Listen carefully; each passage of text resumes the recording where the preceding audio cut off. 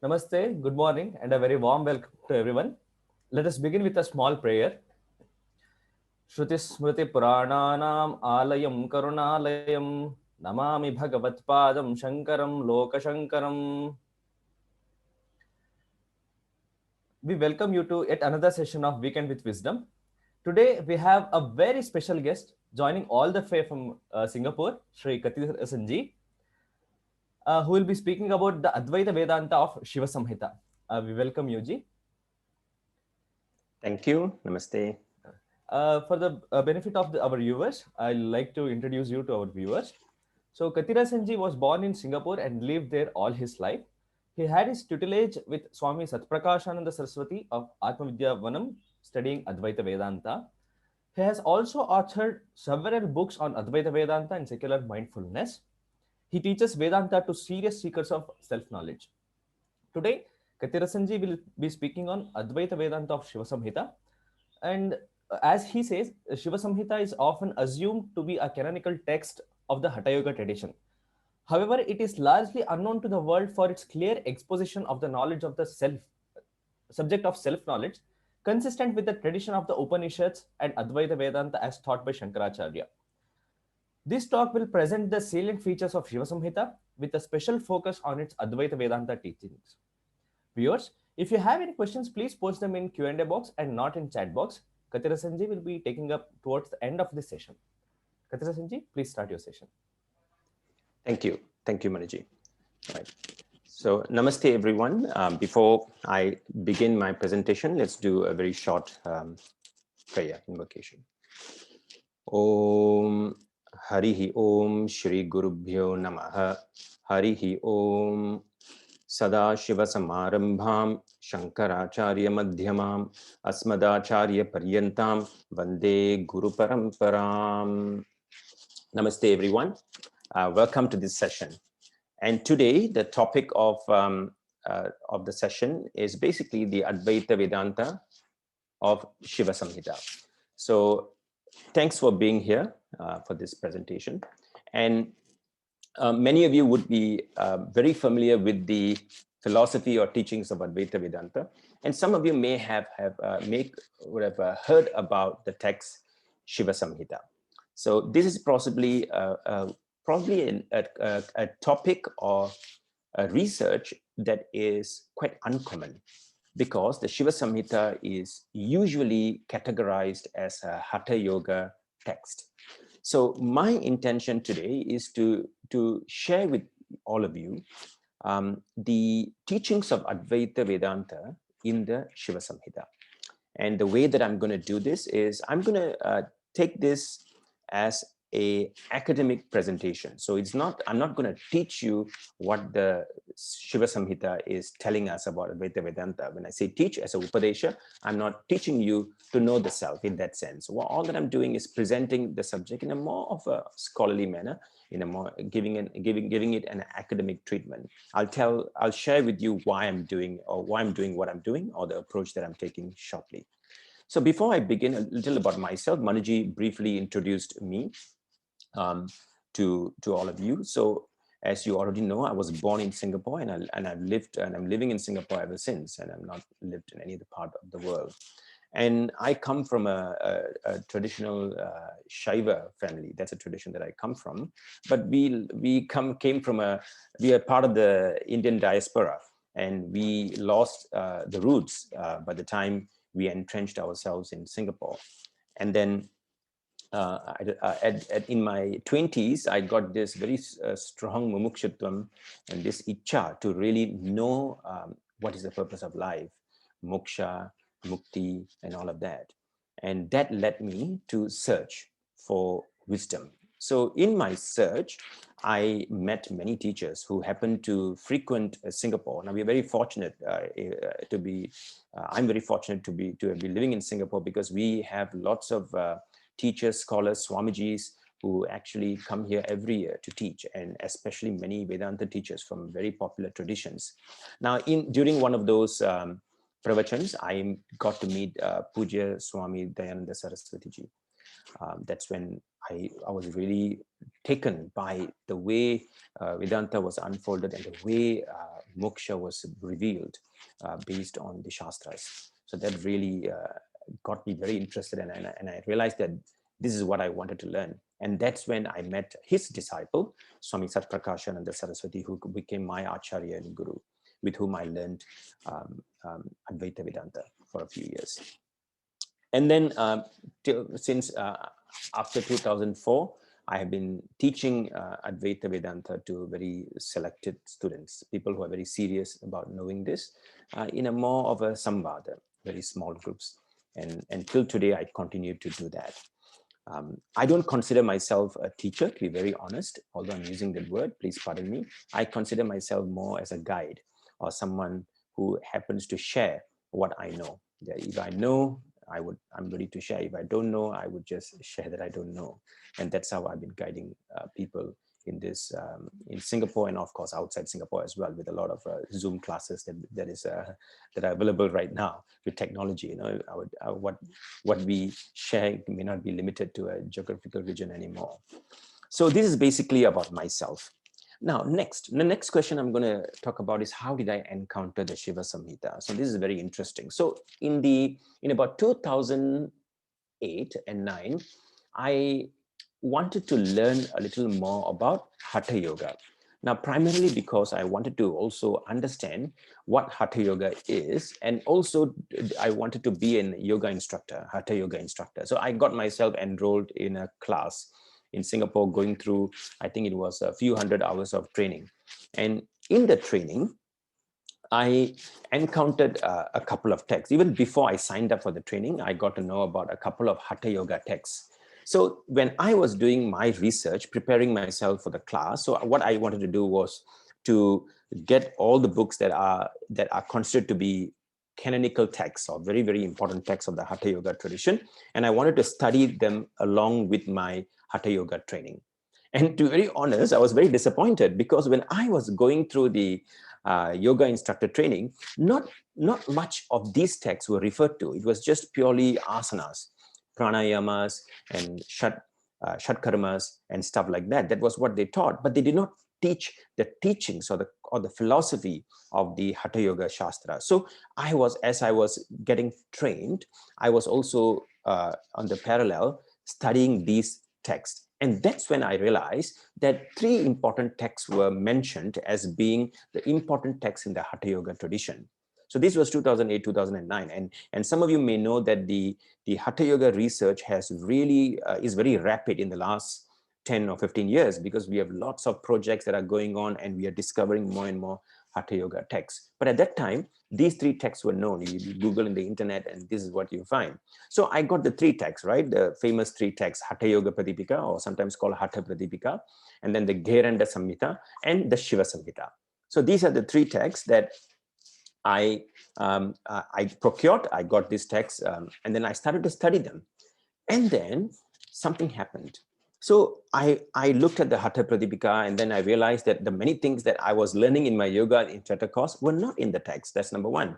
And then when I looked at the Gheranda Samhita, the same thing. A lot of things that were in the text were not taught in the yoga instructor course as well. And then when I looked into the Shiva Samhita, something happened. My eyes fell on a very important term, which is Adhyaropa Apavada. Now, this term Adhyaropa Apavada, which is what Shankara mentions in the Gita Bhashyam as the blanket term for the method of Vedanta, being that all the Upanishads and the Sampradaya employ the method of Adhyaropa Apavada, which is negating all the superimpositions. Apavada, negation, and then Adhyaropa is superimpositions. And this can be, of course, Laukika superimpositions, meaning that what we do daily, understanding, making what I call natural adhyasa, that's one. And the other one is, of course, Shastrokta adhyasa, which is the superimpositions that are actually made through the Shastra for the sake of Chitta Shuddhi, or mental purification. So this term caught my eye. And when this term caught my eye, I got very intrigued, because this is a technical term that doesn't appear even in many Advaita Vedanta Shastras. You don't find that. But this Shiva Samhita mentioned that.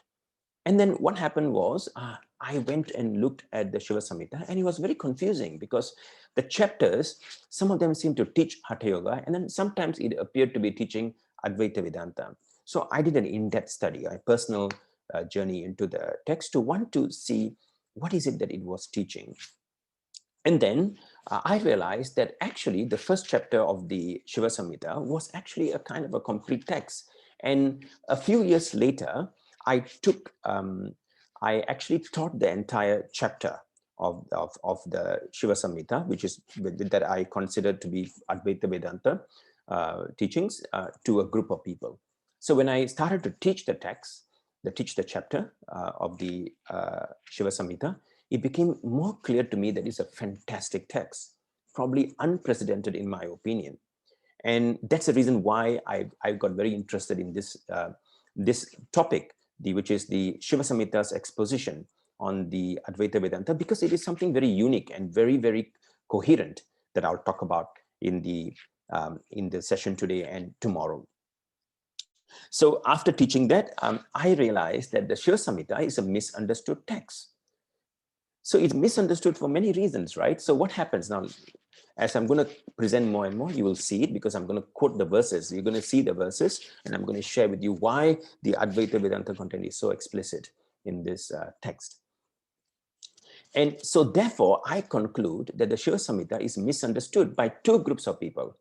The first group is the Hatha Yoga practitioners and scholars, because they have categorized and assumed the text to be a Hatha Yoga Shastra. All right, so what happens? That means they have already assumed it. So whatever content that they see in this text, they assume that they need to look at it through the Hatha Yoga lens. The mental lenses are basically that I need to read all of this through the Hatha Yoga lens. And let's face the facts, the Hatha Yoga worldview is quite different from the Advaita Vedanta worldview, quite different, can be radically different depending on how you look at it. And then the second group of people who tend to misunderstand the Shiva Samhita is the Advaita Vedantins. Because the Advaita Vedantins now do not encounter the Shiva Samhita because they have considered the text to be a Hatha Yoga text. It's a Hatha Yoga Shastra. So it is perhaps even dualistic or even non-dualistic in a different way. All right. So therefore, they completely disregard it. So because of that, now, can you see that it goes into, there's a lot of blind spot. So this text falls into the blind spot of both the Hatha Yoga scholars and the Advaita Vedantins. So I was fortunate, having learned from the tradition, to actually look at this very, very closely. And I realized that actually there's so much that we can learn from from this text. And that brings me to the reason why I'm presenting and who can benefit from this. So this presentation that I'm going to make now, first and foremost, the people who will benefit from this are usually, I would say, Vedanta teachers to start with. Because the Vedanta teachers have neglected this text, perhaps because it's considered to be a Hatha Yoga text. And because of that, it has gone, it is now in the blind spot of a lot of people. And nobody knows what this text teaches. So if Vedanta teachers were to know about this text, especially the first chapter, I think that the text can be used for teaching Advaita Vedanta to many sadhakas. So that's one of the, I think, one of the contributions I hope that the presentation can make to actually invite more Advaita Vedanta teachers to actually examine the first chapter of this Shiva Samhita. Number two, the second group of people who can benefit from this presentation is basically sadhakas. Now, people who are mumukshus or jignasus, who are interested in trying to know oneself, to know the self, to know Brahman. Now, such people could also benefit from this text. And the text, the content of this text can be very helpful in their manana and their nididhyasana. For the first reason being that they can remove their doubts, which is, of course, samshaya nivritti, which can happen through manana, through what is presented in this text. And then, of course, nididhyasana, to actually neutralize their viparita bhavana, the opposing tendencies that may be there. So this can also benefit sadhakas. However, I would recommend the sadhakas to learn this from a teacher, because the verses, the shlokas in this text require a commentary. All right, so therefore, yes, it can be very inspirational. However, you can probably seek a traditional teacher of Vedanta to actually expound its meaning or tatparya. All right, so that's what it is. So with that, now that you know who is this presentation for, let me now proceed on. So now, introduction to the Shiva Samhita. Now let's understand the Shiva Samhita a little more before I go into the various verses. So I'm going to give you a lot of what we know through the work of other scholars, as well as what I have found, all right, from in the Shiva Samhita, and I'm going to present that in the next few slides. So the first thing that we need to see is that usually Shiva Samhita is packed under the three most important Hatha Yoga texts, as you can see here, the Hatha Pradipika, or sometimes known as the Hatha Yoga Pradipika by Swatma Rama. So that is one of the, considered to be one of the cardinal texts of Hatha Yoga. So that is one. And then the second one is Gheranda Samhita, considered to be another one. And then the third one is Shiva Samhita. So the first thing that we need to recognize is that traditionally, or rather popular, not traditionally, but in the popular literature, many scholars tend to take the position that Shiva Samhita is part of the three most important Hatha Yoga texts. And this is precisely the reason why many Advaita Vedantins don't even look at these texts, because they don't teach Advaita Vedanta, because rather Hatha Yoga texts do not explicitly teach Advaita Vedanta. They may teach Advaita, but not Advaita Vedanta. I think some of you may already know the difference between Advaita and Advaita Vedanta, because many Hatha Yoga texts teach Advaita, but in a different way. It's a very Tantra influenced Advaita, which involves a lot of karma, which is quite different from the Advaita Vedanta tradition, where jnana is the means to moksha or mukti. So therefore, Shiva Samhita is always neglected, right? Because people completely ignore the Shiva Samhita for that reason, because they think it's a Hatha Yoga text. All right, so this is the first thing that I would like to share. Now, the other thing that I would like to share is about which tradition it belongs to, because this is actually something very challenging, right? Because you can, when you look at the Shiva Samhita, many scholars have actually kind of written about the Shiva Samhita. There are even some Hindi commentaries available, but many a time they do not discuss the tradition that it belongs to. So there are several views about this. So some of them tend to say that this is a Hatha Yoga text, as I've already mentioned. They say that this Shiva Samhita is a very fantastic or a very deep Hatha Yoga text. Some of them tend to take the view that it's a Tantra. Now, they say it's a Tantra because of a couple of reasons. Now, the first reason is the fact that it calls itself a Samhita. So you know that some of the Tantras call themselves as Samhitas. Like even Gheranda Samhita, now Shiva Samhita, Vashishta Samhita, we have many Samhitas. And most of the Samhitas can be sometimes categorized as a Tantra, the moment it has the name Samhita. Of course, I'm not talking about the Samhitas of the Veda, all right, which is the Samhita, Brahmana, Aranika, Upanishad. That is not the word here. This Samhita refers to the Tantra tradition, or sometimes it uses. Now, the third tradition, sometimes people say that it belongs to a southern tradition of Shiva. All right, some scholars have said, sometimes they say that it also tends to be influenced by the Sri Vidya tradition. All right, some of them tend to take the position. Some scholars have taken the position that the Shiva Samhita belongs to a Shiva and a Sri Vidya tradition, Shakta tradition as well. So as you know, Shiva and Shakta can be two sides of the same coin. So that is one particular view. And then there are some people who have acknowledged, I need to acknowledge that a few scholars have mentioned that actually the Shiva Samhita seem to also have a Advaita Vedanta influence, but not much research or what I call discovery or depth has been given to that exploration with regard to its Advaita Vedanta influence. Now, the other interesting thing is some of the manuscripts of the Shiva Samhita starts with the term Ishvara Uvacha. So whenever you know Ishvara Uvacha means Lord Shiva is now speaking. Now, the moment you have a phrase like that says Ishvara Uvacha, automatically it is categorized as a Tantra or a Agama. So that also lends a bit of credibility to take the view that the Shiva Samhita is possibly a Tantra or a Agama. Because you know why? Because it starts with Ishvara Uvacha. Ishvara Vacha, Shiva speaks, Shiva said. So that is a very important point. So these are the question marks. So I'm just sharing what we know as of now before I share with you my findings. All right, so next, the dating and the authorship. So the current dating of the text is given as 13th to 18th century. It's quite a big gap, as you can see. It's almost about 500 years gap. And some scholars say it's like 13th century because they see some quotes, very early Hatha Yoga quotes within the Shiva Samhita. Some of them say it can be as late as 18th century, which is just like 200 years from where we are right now. So, so that is the dating that scholars have given.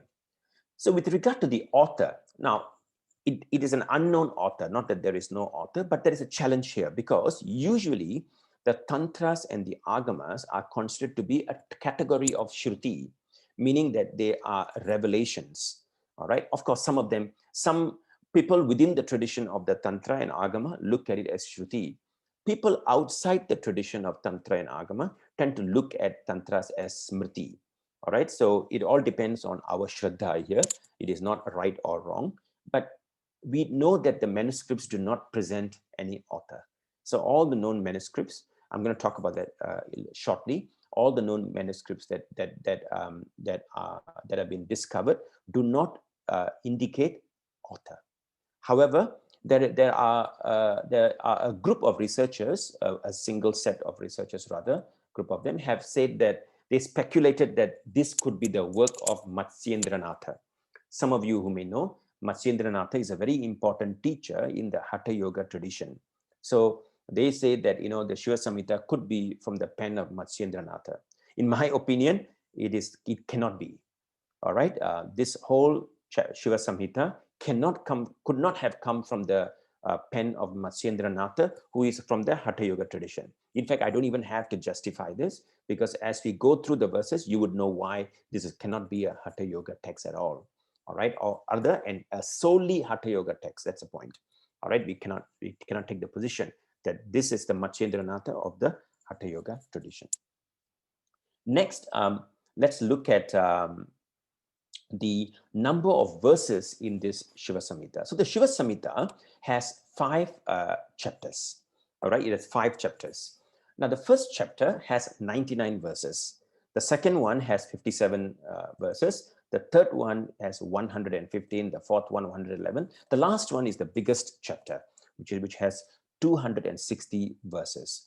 Now these 5 chapters have very specific themes and content, which I'm going to share with you what each chapter talks about. Let's look at that right now by their themes. So when you look at the chapter by chapter themes of the Shiva Samhita, the first chapter is very interesting because it stands out.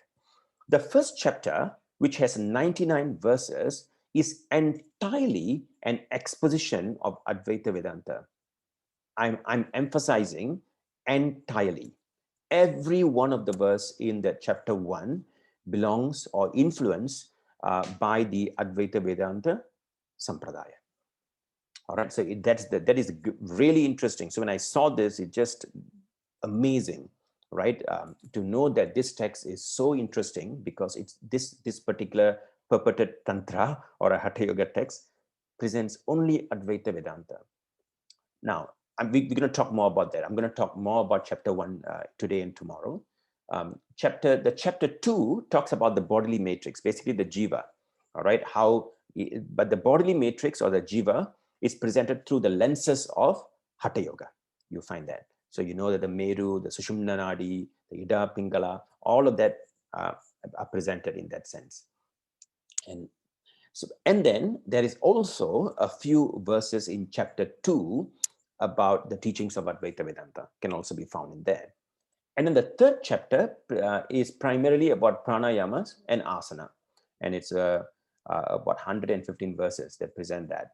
And the fourth chapter is very, very, very exhaustive in presenting the various mudras for Kundalini awakening. All right, so that is presented in chapter 4. And then chapter 5, which is the largest one, presents the 7 chakras, and then it presents 4 types of yoga: mantra yoga, hatha yoga, laya yoga, raja yoga.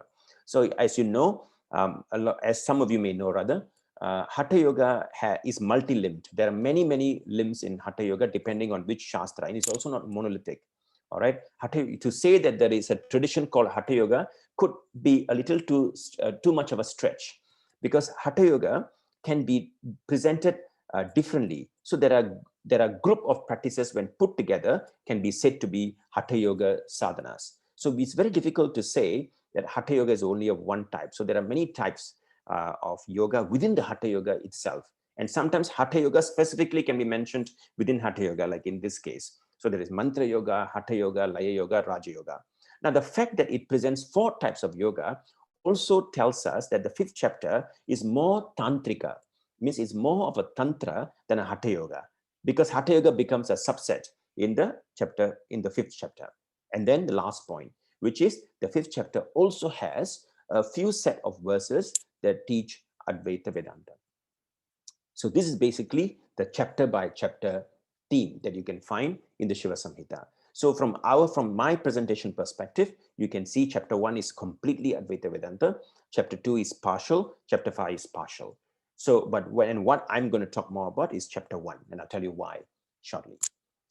So let's look at the contents a little more deeper, in the sense from the current scholarship and research.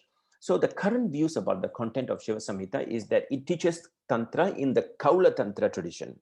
Some of you may know Tantra itself has multiple traditions, and there is a Kaula tradition.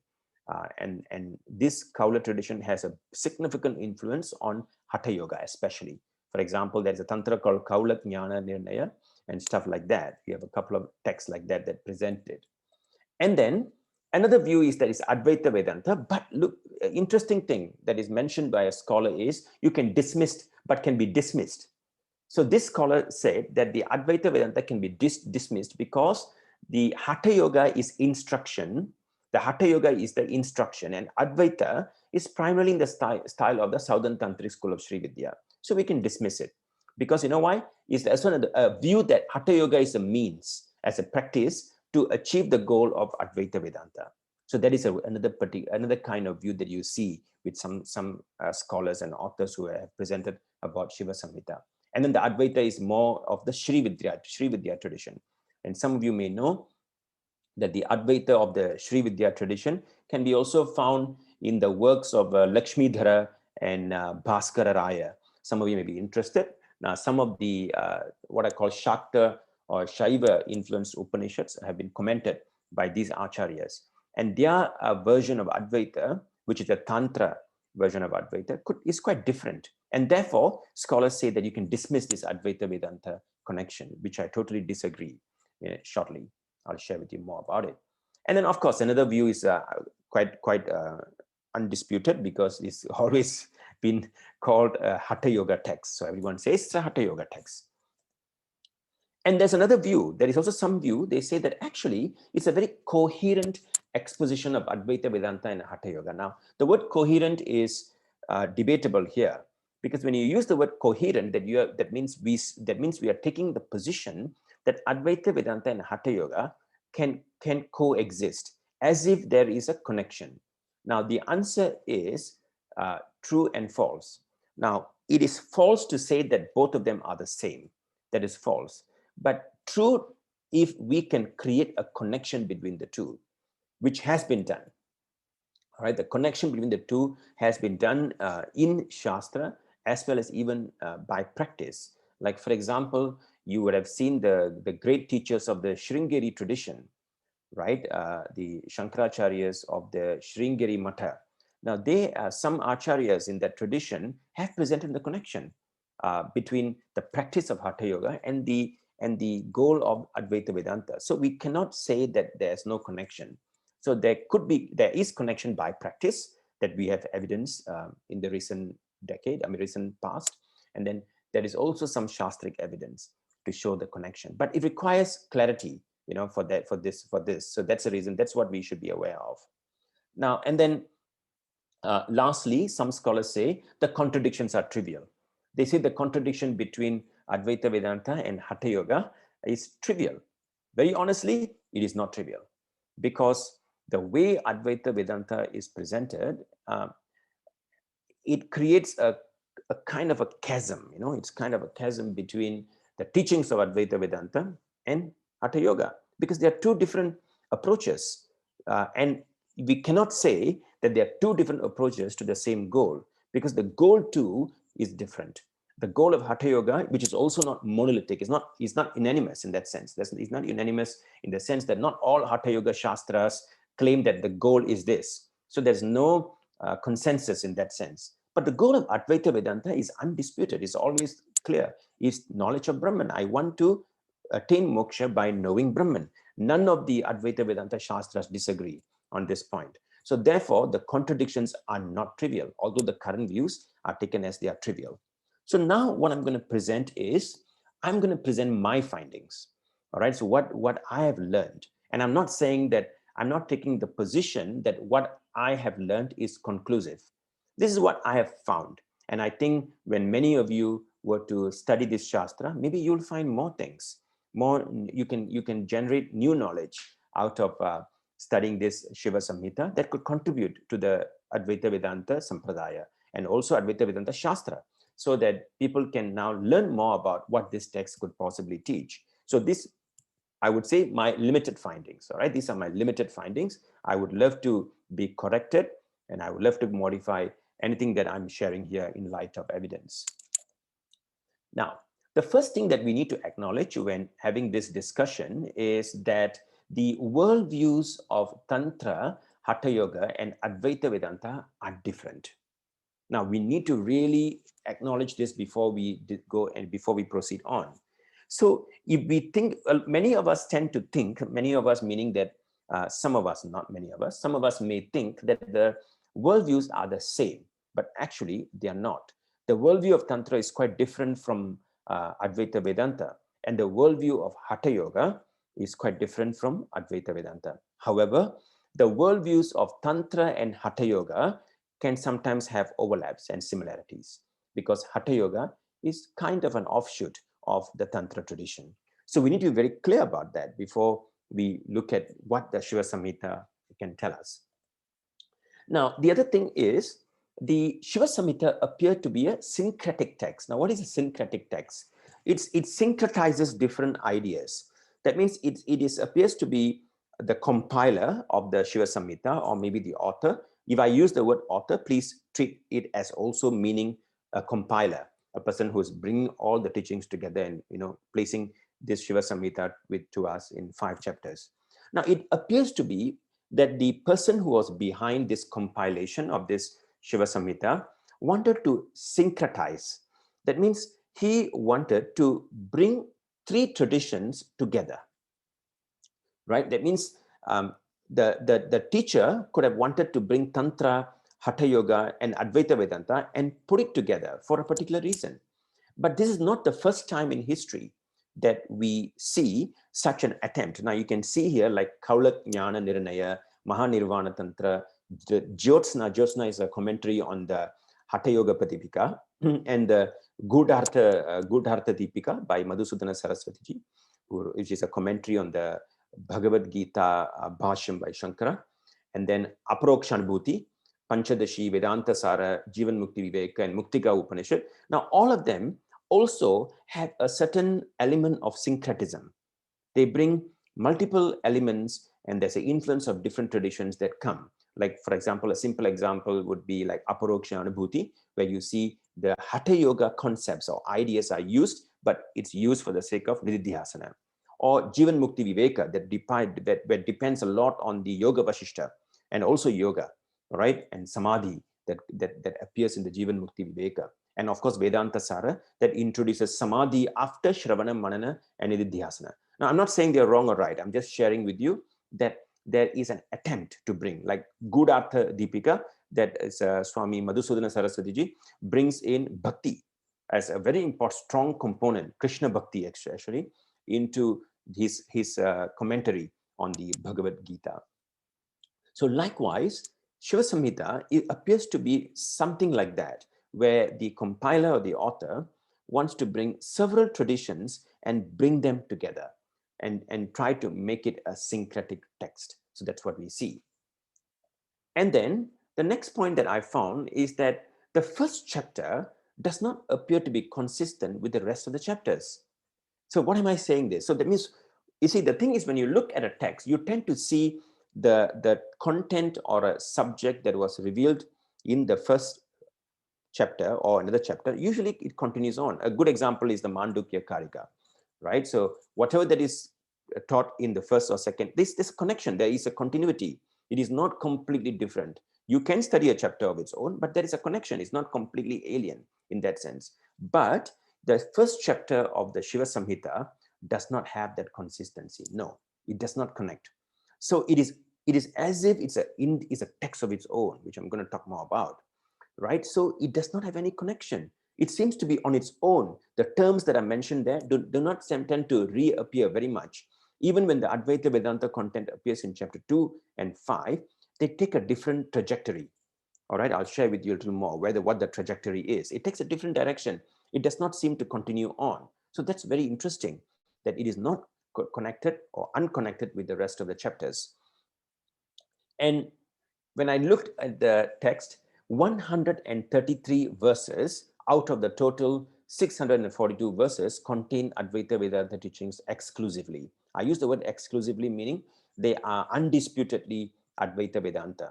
So there could be maybe slightly more, which can be overlapping verses, or maybe some that I could have missed out, or maybe slightly less. But you can say safely that about 20% of the verses in the text are of Advaita Vedanta tradition knowledge.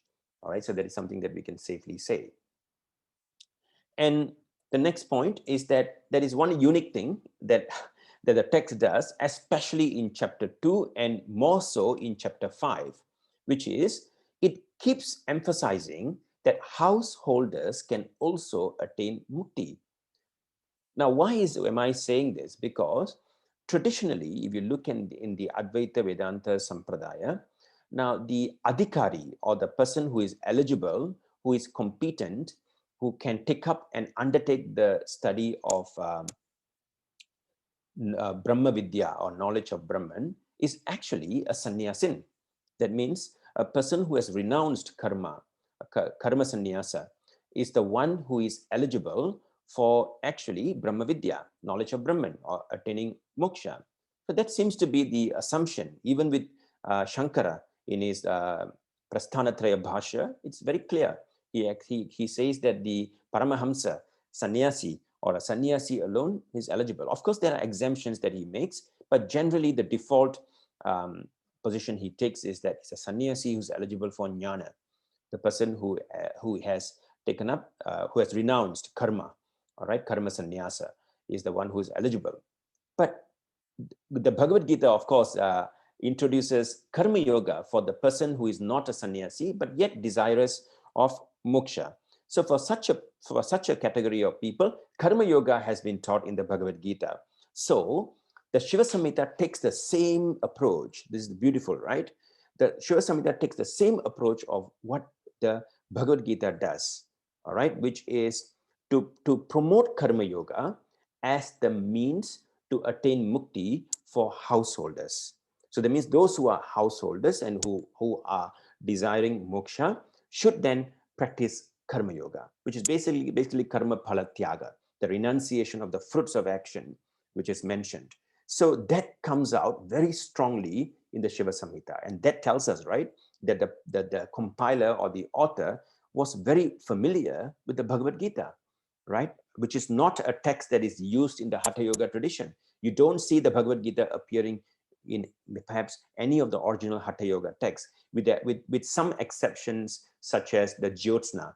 Now, the Jyotsna commentary by a person called Brahmananda, now that has mention of Upanishads and Bhagavad Gita, which is a commentary on the Hatha Yoga Pradipika. But the Hatha Yoga Pradipika, the Gheranda Samhita, all of that do not contain, or all the other texts, the Hatha Ratnavali, etc., all of them do not necessarily always use the text. Pardon me, the Hatha Ratnavali is a later text and does quote the Upanishad. I'm talking about early Hatha Yoga texts that do not mention any of this, what I call text from the Upanishads or the Bhagavad Gita. So, but this Shiva Samhita does have the influence of Karma Yoga, especially in chapter 5. So it encourages the householders to practice this karma yoga, so that mukti can be attained. Now, as I said, the chapters are incoherent. Now, what does that mean? When I say incoherent, I'm not saying that the chapters by themselves are incoherent, but the interrelationship, that means the chapter 1 and 2, 2 and 3, 4 and 5, etc., like that, the connection between the chapters, they're not coherent.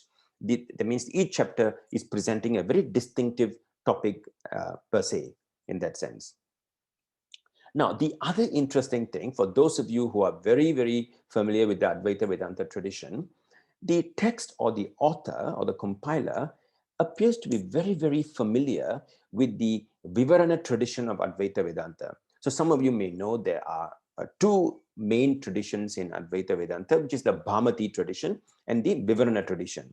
All right. So, and of course, there is another tradition, sometimes is not considered a non-tradition, which is the tradition of Sureshwara, because that itself is, some scholars take that it's a very unique perspective, all right, which is by Sureshwara. But here in this Shiva Samhita, it appears that the compiler or the author was very, very familiar with the Vivarana tradition, and primarily two texts that he depends on, all right, which belongs to the Vivarana tradition. Number one is Panchadashi. So the author appears to be quite familiar with the teachings of Panchadashi. I'm talking about the bigger concept or bigger idea of the Panchadashi. That's one. The second is Vedanta Sara. All right. So the author also appears to be very familiar with the teachings of Vedanta Sara of Sadananda. All right. So that is, these two texts that I just mentioned obviously belongs to the Vivarana tradition. And this is not the only text that he seems to be familiar with. There are more texts that the author seems to be very familiar with, but these two texts tend to stand out because many of the things that are found in the first chapter appears to be inspired by the Vivarana tradition. Now, the other interesting thing is the text does not engage in dialectics. Now, what are dialectics? That means it's not a deeper analysis. Now, for example, the text may say karmas are not beneficial, but it does not go on to do a deep analysis, what I call to really present why karmas are not beneficial in attaining moksha. It doesn't go into that. So it's not a dialectical text like maybe the bhashyas that we have. And of course, this is written metrical, it's a metrical text, meaning that they are all shlokas. And even even though it's written in shloka, it's still not a very deep analysis because, for example, you may know that the Vartikas that were written by Sureshwaracharya were also metrical, but it is a very great dialectical text in that sense. But in this case, it is not dialectical. It doesn't go into a very, very robust analysis. It doesn't go into presenting, oh, this is why it is so, this is why it is so. It doesn't do that. It presents. That's why I shared earlier that if someone wants to study this text, it is more beneficial if you found a teacher of a traditional teacher who can expound the meaning of each of the shlokas. So it is in that sense, it is not self-explanatory in that sense. So you need someone who knows the tradition to expound it. Although you may read and benefit from it, but it's still good to find someone who can actually do the analysis and present to the sadhaka. And the other thing that I found, because there is a big influence of Panchadashi, of Swami Vidyaranya, and then there is a big influence of Vedanta Sara of Sadananda. Now the authorship, the dating now can be perhaps shifted. So we cannot say it's very early. We can say probably it's after the 16th century where this text was actually compiled or written, whatever it may be. All right, so we can take that position quite, I mean, we need, of course, more deeper research, but at this point we can say that it's very likely after the 16th century that this text was compiled or written. We can safely say that. Now, what else did I find? Now, however, the Tantra and Hatha content that are found in chapter 2, 3, 4, and 5 are definitely consistent with the known Tantras and Hatha Yoga texts. All right, so that's consistent, that we cannot deny. So whenever the Shiva Samhita presents Tantra and Hatha content or teachings, it's consistent with the known, it doesn't deviate. All right, it doesn't have too many what I call unique teachings. Of course, there are few, but not entirely unique. So that is something that we need to acknowledge as well. All right. So when it presents hatha and this one, it is so. So what is the tantra content that you find? So in the Shiva Samhita, the tantra elements revolve around Kundalini yoga, the siddhis. As you know, the Ashta Siddhi. But here, of course, in Hatha Yoga, they are very extensive in Hatha Yoga Shastra. So siddhis are presented, and yoga in the sense of dhyana, all of that is presented. Chakras, the chakras are presented. Now, the chakras are very exhaustively presented in the 5th chapter. And almost whatever it says, it is very similar to the work of, to another work called Shat Chakra Nirupana. All right, some of you may be very familiar with this text, a tantric text that describes the 6 chakras. All right, Shat Chakra. So the Shiva Samhita here presents all the chakras in the same manner as the Shat Chakra Nirupana. All right, it's very similar. And of course, Kaya Siddhi. All the accomplishments are bodily related. That is also there, which is there. These are Tantra elements. Now, Hatha elements. Those of you who are familiar with Hatha Yoga, you would know Yama, Niyama, Asana, Pranayama, Nadi Shodhana, Mudra, Pratyahara, Nada Anusandhana, and then Dharana and Dhyana. So all of them are also found in in this text. So all the Hatha content has all of that. All right, these practices are found in the Shiva Samhita. So therefore, you can see that it also has Tantra elements. It also has Hatha elements.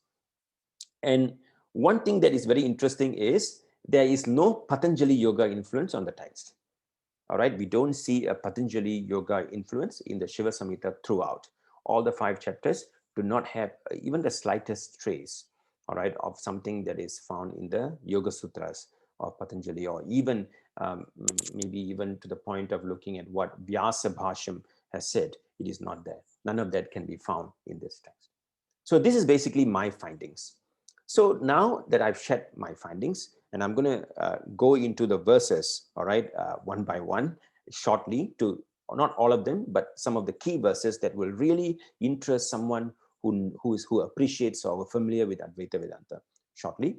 But before that, let me share with you something about the text in terms of manuscripts and the verses. So today we have 2 critical editions of Shiva Samhita. Now, what are critical editions? Some of you may be very familiar. Critical editions are good and not good sometimes. They are good in the sense that they bring multiple manuscripts together. So what they've done is, when you do a critical edition, for those of you who are not familiar, what it means is that they look for many manuscripts that from different libraries everywhere, they bring it together, and then they compare the manuscripts and then see, which verse matches, which verses do not match. And sometimes they reconstruct, all right, because they find that, five different manuscripts, what I call present 5 different versions of a shloka with slight variations. So therefore, they would then reconstruct as the most likely variant to be included. So that is the work of the critical edition and a board of researchers who do that. So today we have only 2 critical editions published on the Shiva Samhita. So you can see the first one is on the left, which is the one by Kaivalya Dhamma. So Kaivalya Dhamma has done an excellent job in trying to present a very a good critical edition. So they have looked at several manuscripts and created what I call a critical edition. Now, the one other good thing that they've done is they have even included the variant readings. Now, what are variant readings? So let's say there are 3 verses that present different readings of a word. Let's say verse number 29, and each of the verse 29 in 3 manuscripts, they have a different word used. So they have presented the different words in the back of the book. So they have presented the variant readings, and that's what I mean by variant readings. So they presented all the words that are different in all the manuscripts and which manuscript it belongs to. Now they have clearly indicated that in the work. So it's a fantastic piece of work. I would clearly recommend this edition to be used if you would like to study the text, because you have the variants as well, so that you can look at it and maybe even choose to change it if necessary. The second one that you see here by James Melanson, actually it depends on the first one. So it is entirely not new in that sense. So James Melanson published this critical edition saying that the Kaivalya Dhamma's edition is not accurate. his position is that is not accurate, the choice of reading, because as a critical editor, I choose sometimes the right word to be in the verse. So James Melanson disagrees with that. So he has made some slight variations, not drastic, some slight variations as to um, as to uh, as the changes in the verses. All right, and then he published it. But he has not given. I'm yet to see, rather, although I remember writing to him, yet to see any justification for those changes. All right, the justification is not given. Why, as to why he thought that the verses should be in this way or should be read this way. He has not given that at all. All right, so you don't find that. So this is what we have now. So we have two critical editions, and among the two, I would say if you're really interested in getting to know it a little more deeply, I would recommend the first one by Kaivalya Dharma. And to be very honest, I think Kaivalya Dharma does a great job in presenting many Hatha Yoga Shastras. They do a great job in that regard, and they deserve, I think, our appreciation for doing that. Then there is one commentary which I wrote. So this is a commentary that I wrote on the first chapter, just the first chapter of the Shiva Samhita, and it was published in 2018. So what I did was I wrote a commentary primarily for sadhakas. So just on the first chapter from an Advaita Vedanta perspective, a commentary in a very traditional approach by citing and quoting many other shastras in the Advaita Vedanta tradition to say that this can help. So this is an elaborate commentary that is there.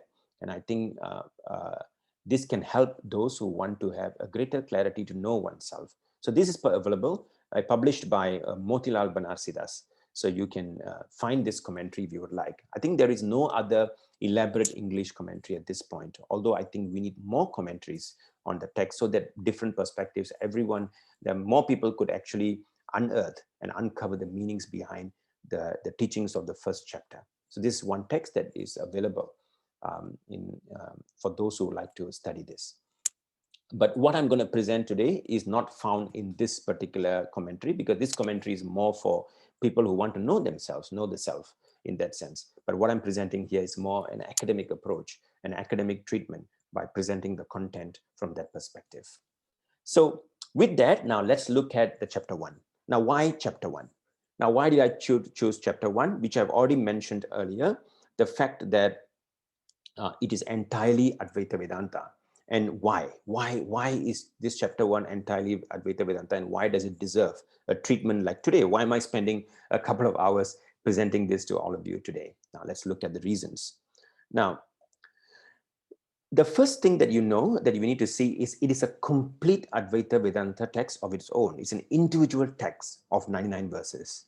That means this 99 verses can be treated as a text, an individual text. You don't have to, it's complete by itself. And anyone who wants to teach Advaita Vedanta or teach Vedanta, teach Brahma Vidya to anyone could use actually the first chapter of the Shiva Samhita. Now, as I can say, it can be studied on its own as an individual text. Now, number 2, it's very highly coherent and structured, in the sense that there is a connection. Everything that is presented in the first chapter is connected. It's not just random in that sense, and it's a structure, because you can see that the verses can be categorized and clustered. All right, in the way that it can be actually taught. So it's all the categories, the contents, the knowledge there. It's very coherent and very, very structured. Now, then this is the interesting part. It is heavily influenced by the Upanishads. In fact, there are verbatim quotes from Taittiriya Upanishad and as well as Brihadaranyaka Upanishad. So two Upanishads, mantras from two Upanishads appear directly, as well as even perhaps even the Ishavasya Upanishad that appears in another chapter. But the first chapter has direct references to Taittiriya and Brihadaranyaka Upanishads that is there, as well as Bhagavad Gita and Brahma Sutra, Shankara's works, especially the Prasthanatraya Bhashams, the commentary on the Brahma Sutra, the commentary on the 10 Upanishads, or maybe even 11, depending on how you say it, or as well as the Bhagavad Gita Bhasham, commentary on the Bhagavad Gita. All of them can be seen, the influence can be very, very much seen in the verses. Even the Mandukya Karika, right? Ideas from the Mandukya Karika also appears. Viveka Chudamani, Panchadashi, and the Vedanta Sara. Among all the texts, the Panchadashi and Vedanta Sara kind of perhaps in the influence is more detectable very clearly. Anyone who's familiar with the Panchadashi, I'm not talking about very specific familiarity with the verses, but just the idea of what it teaches. And Vedanta Sara, you could see that influence in the chapter 1. Now, this is another one that I love when I look at this text.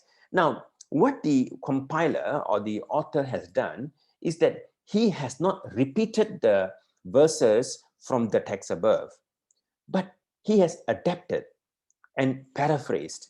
So there are many times in this chapter where the teachings of the Shastra are not repeated.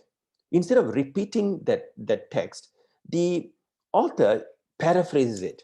So when he paraphrases, what happens is he uses different words that mean the same thing. Like, for example, instead of Advaita, he uses the word Dvaita Vivarjita, which has the same meaning, right? Advaita means not to, and Dvaita Vivarjita means it is devoid of any duality. So that kind of word. Another word that he uses is asparsha, right? We find asparsha in the Mandukya Karika. So in the Shiva Samhita, the word that is used is asamlagna, right? Asamlagna, same meaning, right? No contact, no connection. So we find that the compiler uses very, very interesting words, and that seems to be his own creation. For example, another word that appears is avidya kalpita, right? Avidya kalpita. So imagine by ignorance, right? Imagine through ignorance, which you find a lot in Shankara's works. Shankara used the word avidya kalpita. But here, the author reverses. He says kalpita vidya, right? He says kalpita vidya. So that means it reverses, but it doesn't lose the meaning. It retains the meaning in that sense. So you can see a lot of innovation by the compiler or the author, in trying to present it in a way that, it is very, very well paraphrased in that sense. But there is a lot of value in it. So that also shows something very interesting, right? When someone does this, that shows that the compiler and the author has understood the teachings very well. So instead of parroting, instead of repeating what was already said in the Shastra, the Acharya or the author would have actually is now presenting it in his own, in the form of his or her own understanding instead of repeating it. So that is something very, very interesting that you find in this particular what you call work. All right. So next, I would like to share with you the summary of its content. So right after presenting you the summary, I'm going to dive into the verses. So after the next section, you're going to now see the verses. So the rest of the talk and tomorrow, I'm going to share more of the verses so that you get to appreciate, you get to see the very verses that are there in the Shiva Samhita, and you can, if you're very familiar with the Siddhanta of Advaita Vedanta, you could see the similarities when those verses appear. But before that, let me share with you my final section of my findings, which is the summary of its contents. So what do we see in the Shiva Samhita that is Advaita Vedanta teaching? So here I'm going to list it very quickly. Number one, Upadhi. So it says, the Shiva Samhita takes the view that Upadhis are the reason why you see Nanatvam. That means the manifold, the diversity in the world, Maya, Mithya, all of that is because of Upadhi. And this Upadhi is Indriya Upadhi. He's very interesting that he says that it's because of our self, the sensory organs. Therefore, it is seeing. Very similar to Katha Upanishad, Paranchikani. You know the mantra. You may know the mantra. It is because of these organs, that actually that you see. And also you find this in Atma Bodha as well. All right, you find this particular point. Then it also says that the ignorance is the cause of rebirth. The reason why we are being born again and again, the whole concept of punarjanma, repeated births, and samsara, which is the life of dissatisfaction or the life that is always changing and sorrowful. Now, the reason of that is ignorance. It clearly states it avidya. It states that very clearly. Now you can see the consistency with Advaita Vedanta. It also says that consciousness is Brahman. It uses the word jnanam. just like Taittiriya Upanishad, Satyam Jnanam Anantam Brahma. So it says that Jnana, consciousness, is Brahman. It makes that very clear. In fact, it favors the use of consciousness quite a bit, the way to present that. It also presents the lower position of Ishvara when compared to Brahman. So some of you may be very familiar that the Upanishad teaches two Brahmans, right? Saguna Brahman, Nirguna Brahman. The Saguna Brahman means the Brahman with attributes, and Nirguna Brahman is Brahman without attributes, God with attributes and God without attributes.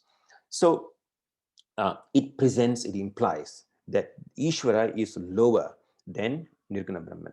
Now, I want to be very specific here at this point. Some of you may know that this distinction between Ishvara being lower and then Nirguna Brahman, etc., does not take center stage in Shankara's commentaries. Sometimes Shankara, in his commentary, he says that Ishvara, he presents Ishvara as being Brahman.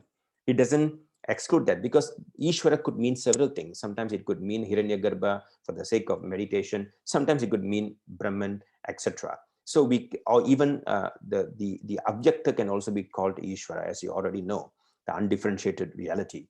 So therefore, this distinction between a lower Ishvara and a higher Brahman in the term of Ishvara, using the term Ishvara, is something, not that it is not there in Shankara, but I'm saying that it appears more prominently in the Advaita Vedanta teachers after Shankara. So this is something that you find, which is still consistent with Advaita Vedanta. Next, there are popular illustrations. Some of you may know Nyaya. It's called Nyaya sometimes, or sometimes someone will call it Upaya, etc. So Nyaya, which is like snake, rope, silver and seashell, and all of these Nyayas, right? So these illustrations that you find in the Advaita Vedanta literature, in Shankara's works, in other Vedanta literature, can be found in the Shiva Samhita. The Shiva Samhita presents all of these Nyayas or illustrations that you find in Advaita Vedanta in this first chapter. Adhyasa. So Adhyasa is a very, very unique topic, right? We find in Advaita Vedanta, because it gets elaborately presented in the introduction to the Brahma Sutra Bhashyam by Shankara, and it's called Adhyasa Bhashyam. So Adhyasa is presented, the word Adhyasa is used in the first chapter, is presented as well. Adhyaropa Apavada as the primary prakriya. So this is the one that caught my eye. If I hadn't looked at this term, I would have never discovered the beauty of Shiva Samhita's first chapter, right? So Adhyaropa Apavada appears as the technical term in this text. It appears twice. In fact, it reappears again in chapter 5 as well, apart from chapter 1.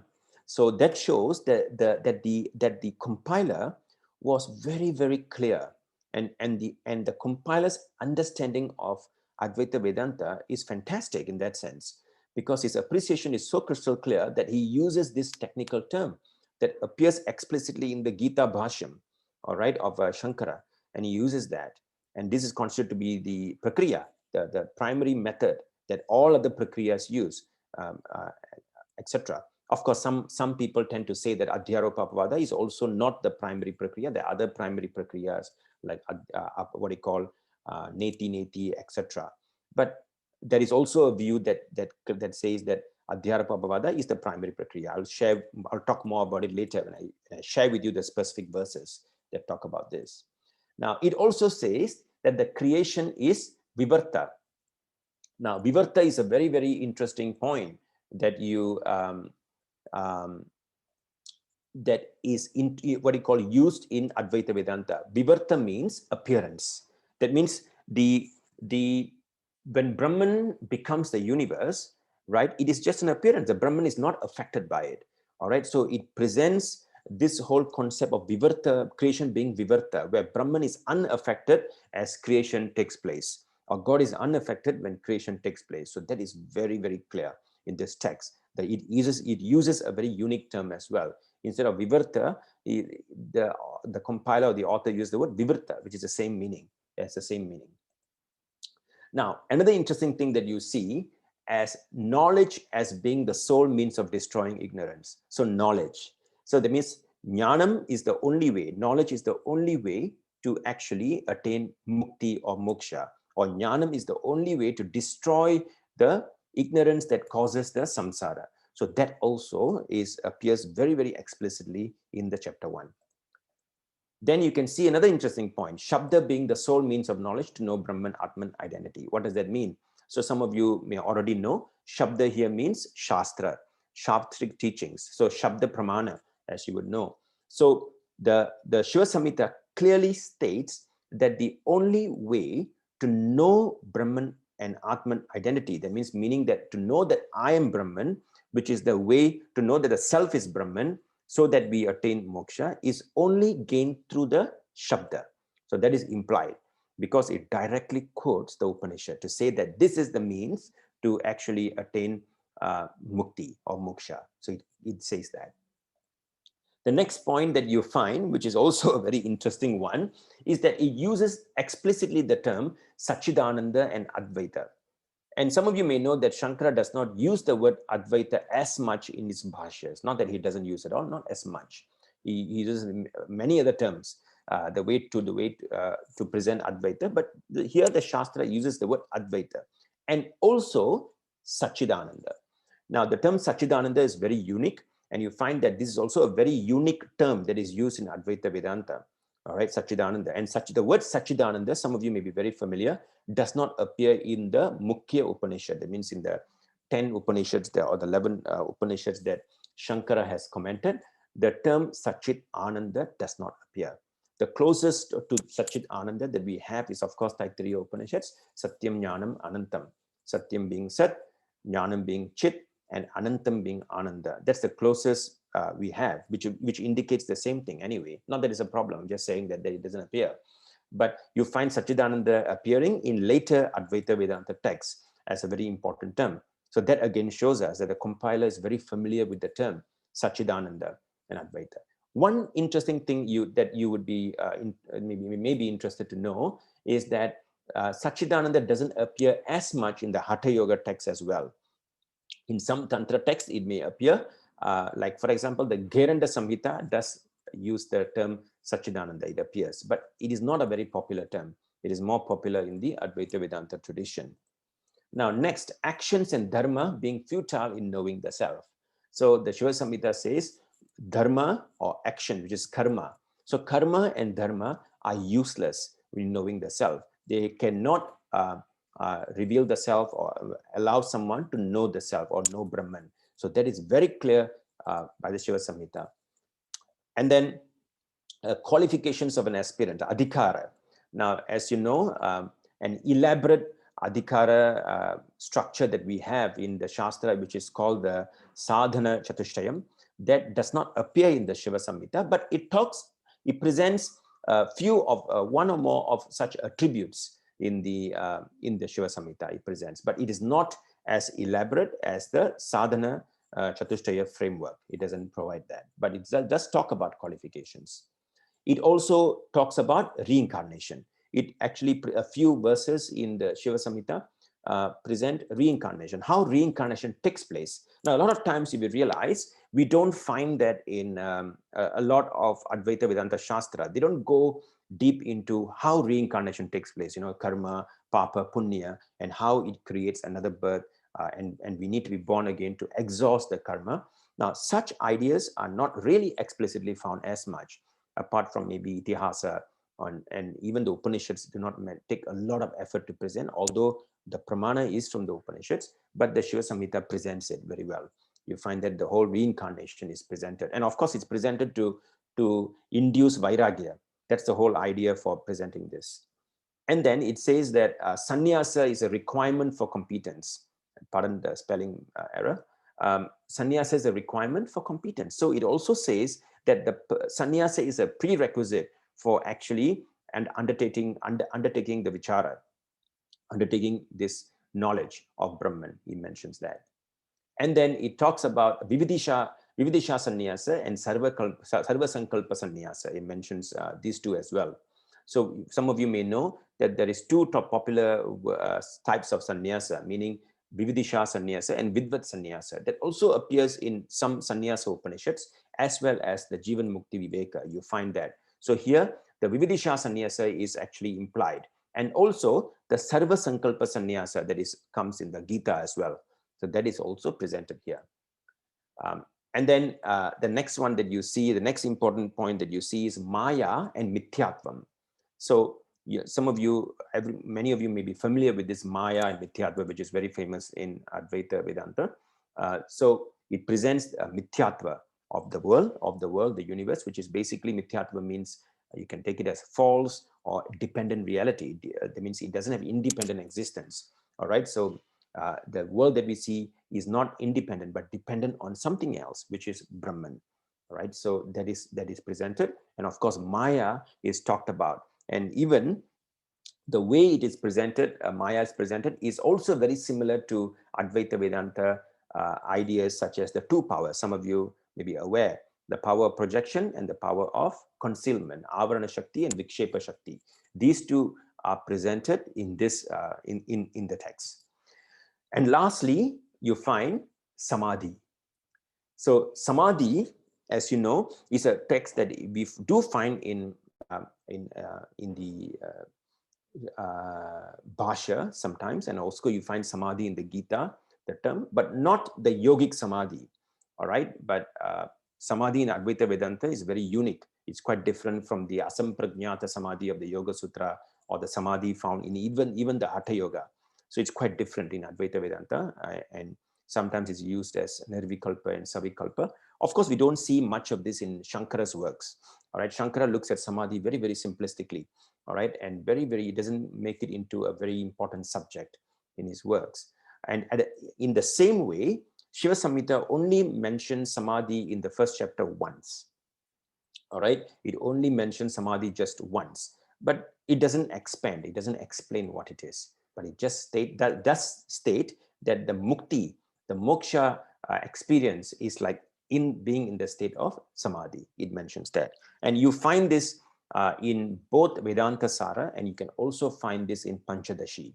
So both Panchadashi and Vedanta Sara do present Samadhi as a practice. All right, that is there.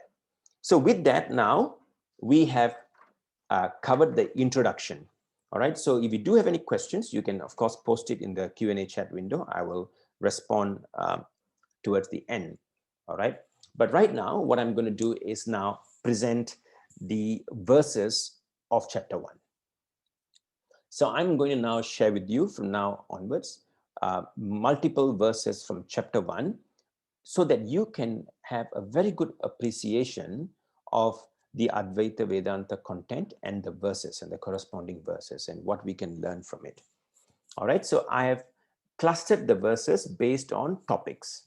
All right, so instead of going through 1 to 99, which I don't think we have the time to do, what I've done is I've clustered the verses so that you can take a look at it. And I will share with you what we can learn from it in terms of Advaita Vedanta, which is, like I said, which is often misunderstood, because many people misunderstand the Shiva Samhita. They think it's a Hatha Yoga text exclusively. It is not. It is also not an Advaita Vedanta text exclusively. Only chapter 1 is exclusively Advaita Vedanta. So we're going to look at that. So now let's look at the first set of verses. Now, what is the Siddhanta? Now, when I use the word Siddhanta, that means the philosophical conclusion. All right. What is the philosophical conclusion of the first chapter? Or this is the first verse actually that appears in the Shiva Samhita, the opening verse. And the opening verse is very important because it sets the tone and direction for whatever that is being taught in the text. So the opening verse, therefore, is very critical because it is very thunderous and very bold. And here is the opening verse. So take a look at this. I'm going to give you a few seconds to look at the verse before I speak, before I share. But just to let you know, the verses that I am sharing, the snapshots, are from the Kaivalya Dhamma edition. All right, I've taken snapshots. Now, some of you may notice that there are numbers. We looked at the Devanagari, there are numbers like Ekam 4. All right, you see. And so like Vastu Shunyam 7, you can see that, all of that, right? So So what what the numbers here indicate the various readings. All right. So if you can see all the numbers in here, like Ekam says 4, Vastu Satyam says 7, etc. Like, so all of these numbers that you see, you can ignore the numbers because they refer to the variant readings that is found. That means different manuscripts have different readings.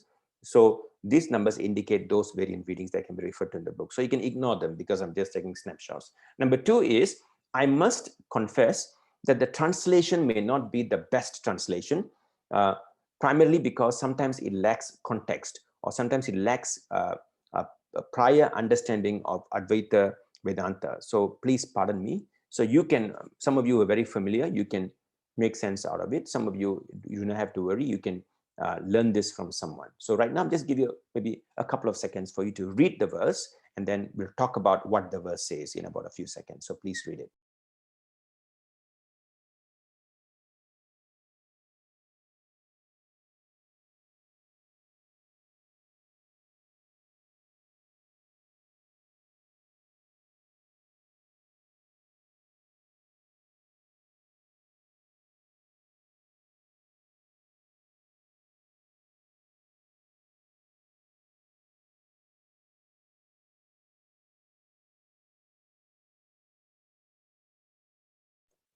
Okay, so let's look at this verse. So the first thing that you can see is like as if the first line that you see on top, Ekam Jnanam Nityam Adyanta Shunyam. Very, very beautiful line. And there is a parallel because you can see that the term Ekam, and then the fact that is Ekam, which literally means one.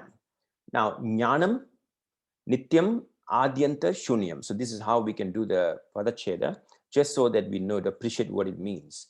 So now there is a parallel to this in the Upanishad. So in the parallel that we have is that in Taittiriya Upanishad, you find a very important mantra that says Satyam Jnanam Anantam Brahma.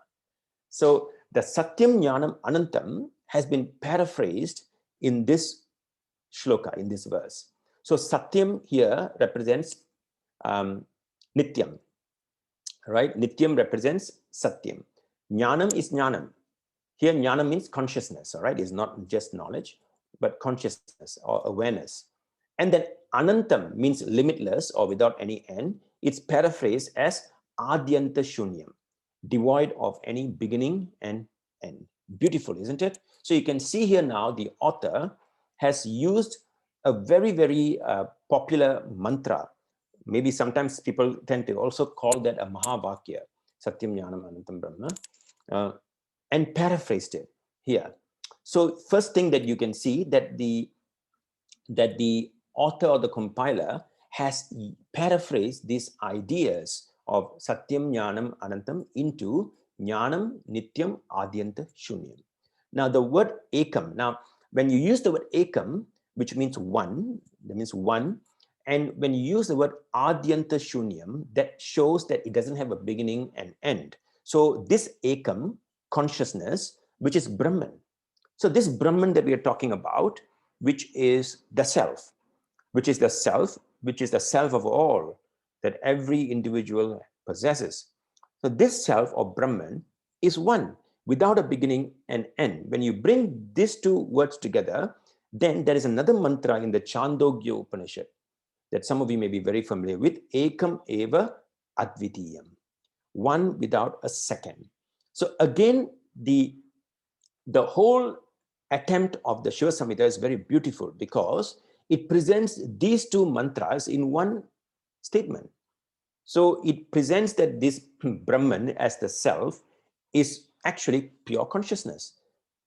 And this consciousness is eternal in the sense that it is nityam. It is there in all the three periods of time, which is past, present, and future. That's what nityam here means. So this consciousness that I am is present in the past, in the present, and in the future. So that's what indicated by nityam. And this consciousness does not have a beginning or does not have an end. That means it is all pervasive. So this is called the sarva vyapakatvam. That means it's the all pervasive nature of consciousness of Brahman. that has become the whole universe. So you can see so many ideas coming here. Sarvam Kalvidam Brahma, another vacuum that we have in the Shruti. And it shows that it is the whole universe is actually this Brahman, which is Ekam, which is one, therefore without a second. So what does that tell us? It tells us that the self, the Brahman, the self within, the self, the Antaryami, is actually the only reality. Beautiful, isn't it? So the only reality, there's nothing else. All that you see here right now is actually that jnanam, that consciousness, and doesn't have a second reality apart from that. Now that is the thunderous opening of the Shiva Samhita. Now this is the opening statement. Can you believe it? Now this is a great statement of realization that allows people to recognize that my nature, or the nature of Brahman, is consciousness that is pervasive, that is eternal, and that is one without a second. So you can see that this is actually a directly and what I call an exposition of the understanding of these two mantras from the Taittiriya Upanishad and Chandogya Upanishad and many other, and the compiler presents it. Now let's look at it a little more. Now you can see that the diversity is actually because of the Indriya Upadhi. In the third line you can see all the Bheda means differentiation. Now when you look at the differentiation in the world, the Nanatvam, that means the manifold reality that you see in the universe. Now that thing that you see, why are you seeing it? Now why are you seeing the world as many? Now what do I mean by many? Like you see a table, you see a laptop, many of you are probably on your laptop or your smartphones that is separate from you, right? So you see yourself as a body, and then you see another thing apart from your body, which is outside you, the chair that you're sitting in, or the floor that you are sitting in, the table that you are sitting in, and then you can go outwards, which is the home that you are in, or the room that you are in, and then the city that you are in, the town that you are in, the state that you are in, the country that you are in, the earth that you are in, the solar system that you are in, the space, the universe that you are in. It goes outwards. Now, all of this is actually diversity, Bheda. Bheda means difference. Now, there is also internal Bheda, right? Which we have, which we have in individuals. Sometimes we can even call it Swagata Bheda, right? Which is within me. The body is different from the mind. The mind is different from the Indriyas, right? And then all of them work differently. There is also diversity within, inside me. There's diversity outside. There is diversity within me as well. Now, all of these diversity that you see is depend on Indriya Padi, meaning perception. Now, this Indriya also can include the mind as well. There is no problem about that. So, because of that, you see diversity, which the verse says. Now, this idea is a very important idea. Why? Because by using the word Indriya, and Indriya being the Upadhi, there is a very important point that is being referred to, that the problem is not outside. Now, this is a very key teaching of the Shiva Samhita, meaning that the problem that of diversity is centered on the Upadhi means you cannot use, and you cannot, what I call, point an external phenomenon to be the problem. The reason, that means the problem is right here in me. That is the problem. Now listen to this very carefully. Because the problem is right here, the solution also takes place in the same place. Now that's the beauty, right? The solution to the problem takes place in the same locus of the problem. So the problem is Upadhi, which is because of the mind. The mind is the one that is the seat of the Indriya, that I'm seeing the world of diversity. So where should the solution take place? The solution should also take place in the same place where the problem resides, which is the mind. A beautiful verse. So this is, the implication is tremendous of this particular shloka. So I particularly love this shloka for the reason that it really presents the vision and the problem, in the sense that what creates that diversity. Now, is there any reference to this? So this This idea of upadhi, or that becomes the seat of diversity, is not something new. You can find this in the Atma Bodha, right? Atma Bodha, the text, the Prakarana Grantha, very famous Advaita Vedanta text, Atma Bodha, attributed to Shankara. You can find it in there. You can also find this in Katha Upanishad. In Katha Upanishad also, the famous mantra, Pranchikani, etc. Now, that verse, that mantra also presents the same idea. Now, Shankara also mentions this. Shankara talks about Upadhi in Brahma Sutra Bhashyam and also in the Brihadaranyaka Upanishad Bhashyam, Shankara mentions. So, and then the consciousness being Brahman, right? That is a Mahavakya in Aitareya Upanishad. In Aitareya Upanishad, Prajnanam Brahma, consciousness is Brahman. Now imagine the tatparya, the intention of this particular verse. Now that's what it's interesting, because it's a great statement of truth. And the value of this shloka is that it informs us of the end vision, the siddhanta. What is that vision that mumukshu should actually possess to be free, which is to look at this ekam jnanam nityam adyanta shunyam, that vastu, that reality. This is of the nature, that is the nature of the reality. And the reason why I'm not seeing it, right? The reason why I'm not seeing it is because of the upadhis. And it is not because that upadhis needs to be destroyed. That's not the point. The reason of this is that the problem is not outside. The problem of seeing the world as manifold or diverse is not outside. The problem is actually within me. And because that is the problem that I have, the solution to has to take place in that same space. So that is the point that this particular verse is making. So now that we have looked at this, now let's look at the next point. And just so that we appreciate the value of this verse, now you can certainly see that this is the first verse. This is the first verse of the chapter, the first chapter, and also the first verse of the Shiva Samhita, right? So therefore, it is of very, very utmost significance, because it is very significant, because it is starting the teaching in a specific tone and direction. It is setting the tone and direction very clearly. It is starting as if it is presenting both the solution and the problem in one verse. So that is very, very unique.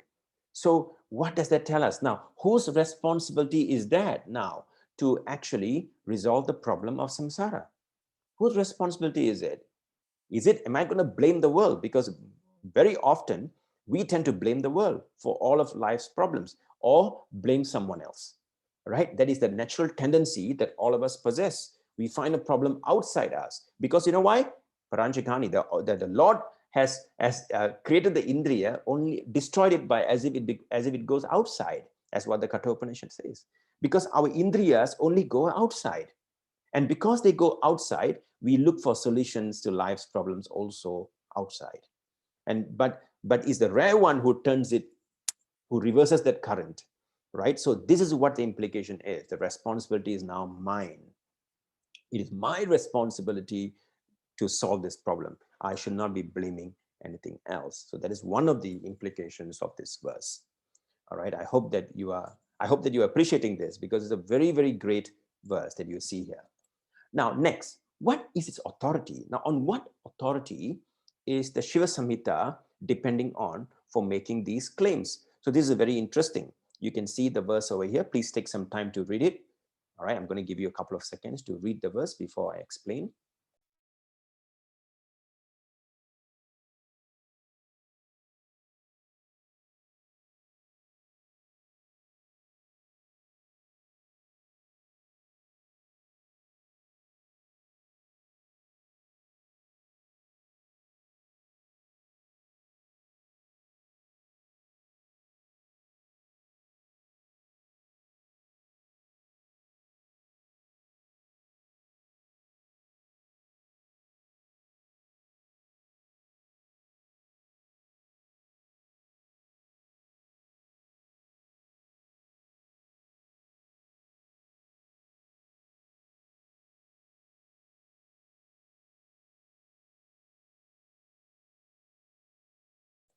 All right, so this verse is very interesting because it is spoken in the first person, right? Spoken in the voice of the first person.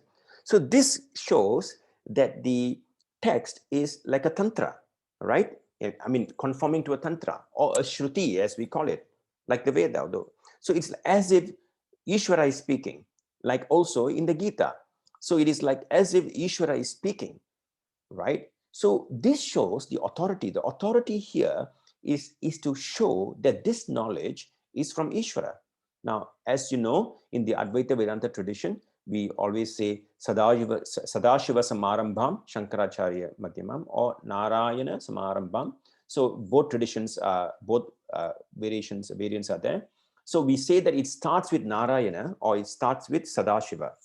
So both, see the invocation that normally a lot of traditionalists chant. All right, so it says that it starts with Ishvara.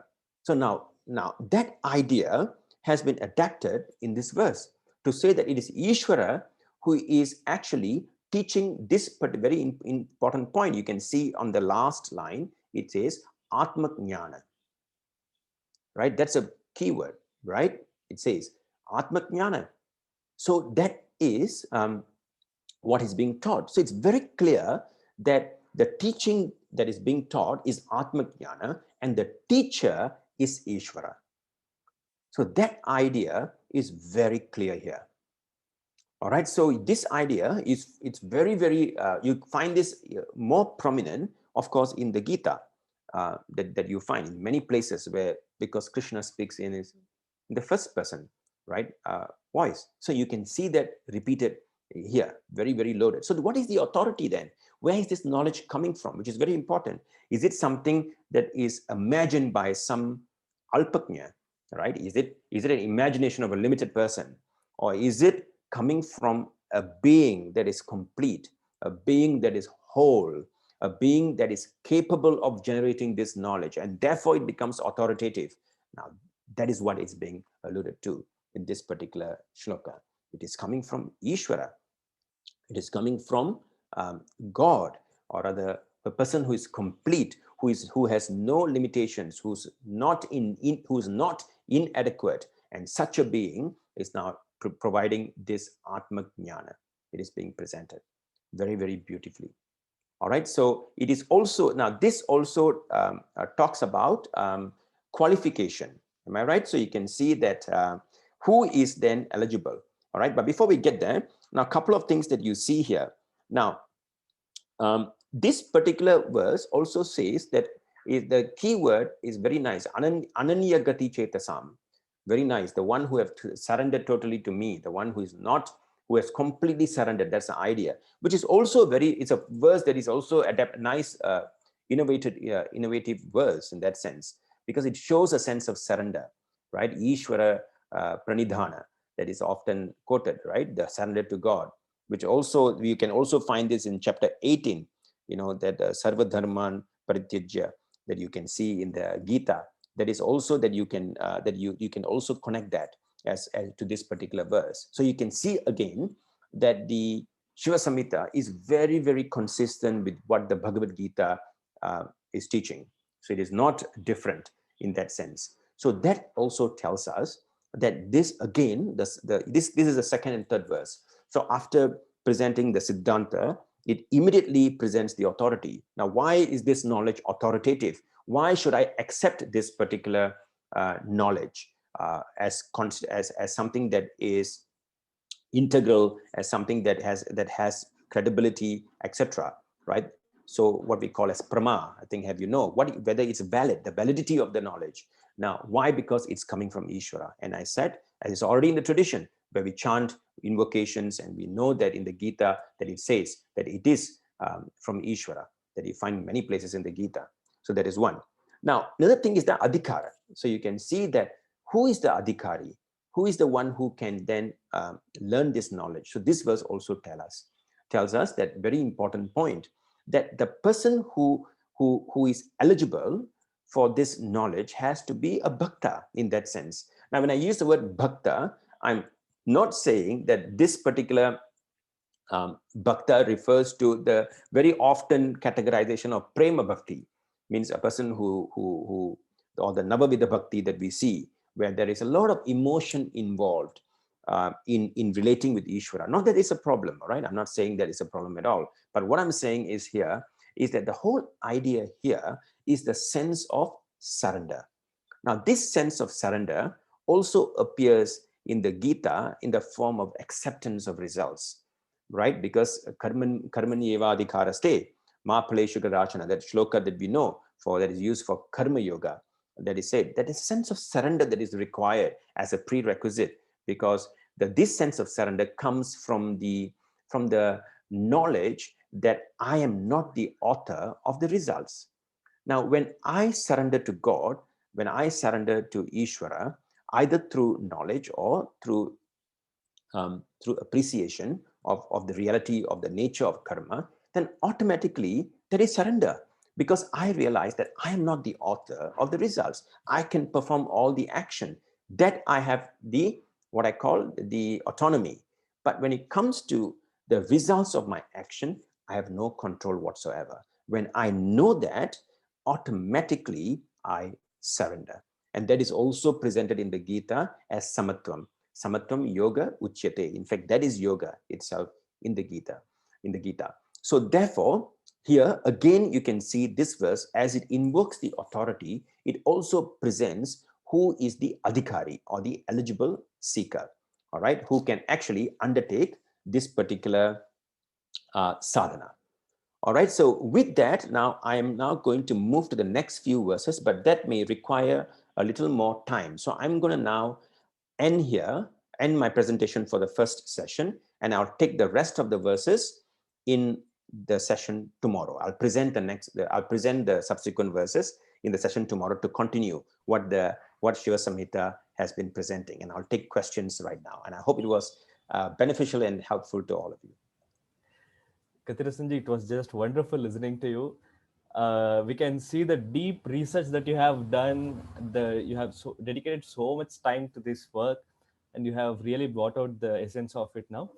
Viewers, if you have any questions, it is the time to ask. Kathirasan ji, we have some questions. I'll take it up one by one and give it to you.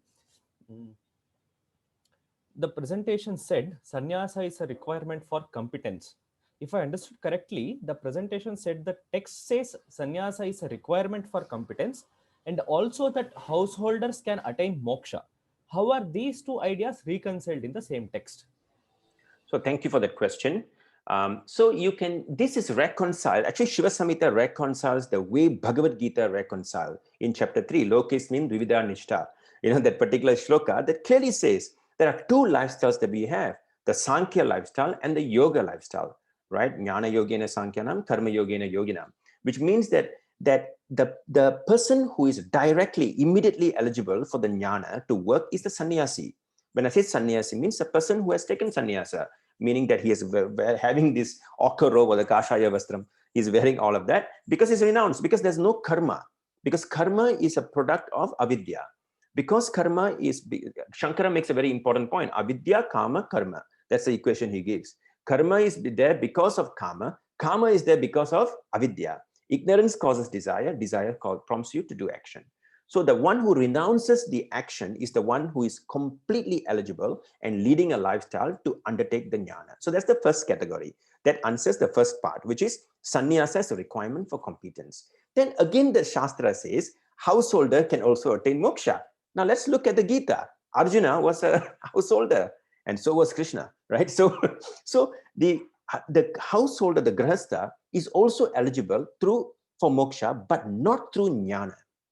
That's what the Gita says very beautifully, right? The Gita says that before you undertake jnana, you need to develop another kind of competence, which is done through karma yoga. The karma yoga bhava, which is a lifestyle and an attitude. And that is, again, Shiva Samhita presents that same idea found in the Bhagavad Gita about samatvam, or rather what we call as karma phala tyaga, the renunciation of the fruits of action. So what happens is, to answer the question, while this answer does not appear explicitly in chapter 1, but it appears in chapter 5. In chapter 5 of the Shiva Samhita, the compiler, the author, presents it very beautifully. He says, you know what? You can even live with many children, within a house. He says that very clearly. Many children, you can live happily as long as you develop this karma yoga bhava.